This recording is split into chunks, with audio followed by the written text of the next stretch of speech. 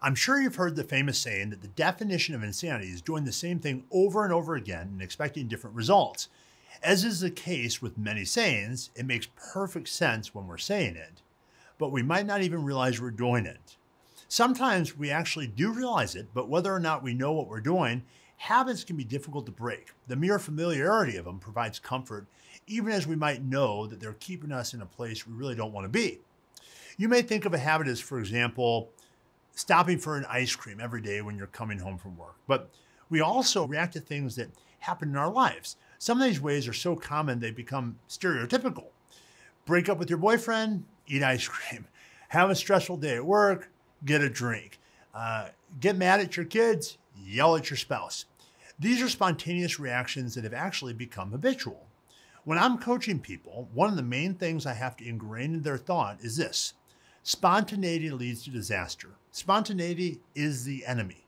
To succeed, you need to have a plan, and you need to have a contingency plan.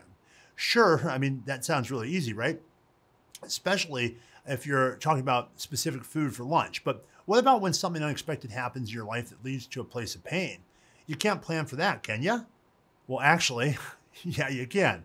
I used the word react earlier, and I chose that word purposely.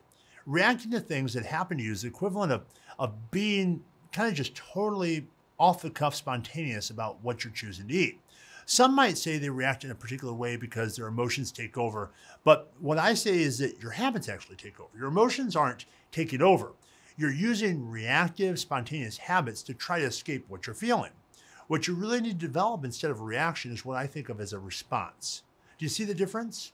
While a reaction to a negative or painful event is a way to hide from the emotion and not have to feel it or deal with it, a response, a true response, allows you to process the emotion you're feeling in a healthy way that will actually lead you to a better place. And let's be honest, the habitual reaction doesn't resolve anything or lead you to any better of a place. It leaves you with unresolved feelings in addition to sadness and regret caused by whatever way you reacted and handled it.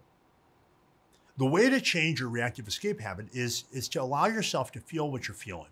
Now, I know this can sound and feel scary, but the feeling is there, whether you're going to hide from it or not. Be patient and take some time just to sit with your feelings, your emotions. Think about what you would like the realistic outcome to be. How can you take a lesson from this experience and respond to it in a way that makes the situation better, even if that might take a while to happen? Planning to respond to any given situation that stirs up your emotions in a difficult or challenging way is the emotional equivalent of planning your meals in advance, because you're prepared, you've made it easier to stick with the plan, and therefore you're on the path to your ultimate success. Success is rarely a big, special, grand moment. Normally, it's a result of a lot of small choices that we make consciously, day in and day out. It's these choices we make every day, the steps we choose, that bring us to our ultimate destination. We all know life's going to bring us challenges. The challenges themselves might be a surprise, but the fact that there's challenges isn't. Plan for the next time you experience something that you find difficult. Your boss or your spouse gets angry with you, or you made a mistake that embarrassed you in some way, or you lost someone important to you for whatever reason. Plan in advance to respond calmly, to take time to decide on the best course of action that'll bring you to a place that's better, to a place you desire and you deserve in life, and you'll get there.